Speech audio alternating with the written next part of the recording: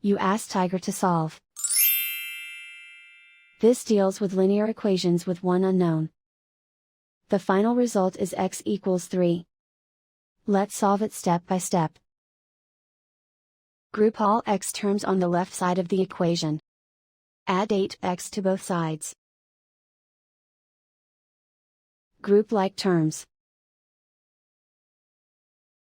Simplify the arithmetic.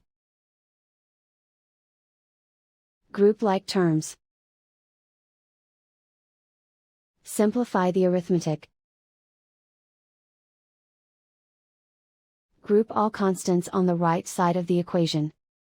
Subtract 8 from both sides. Simplify the arithmetic.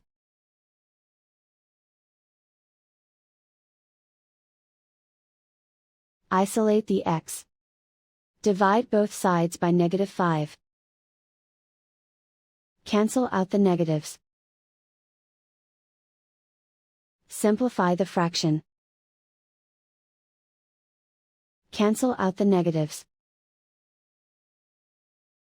Find the greatest common factor of the numerator and denominator. Factor out and cancel the greatest common factor. And so the final result is x equals 3.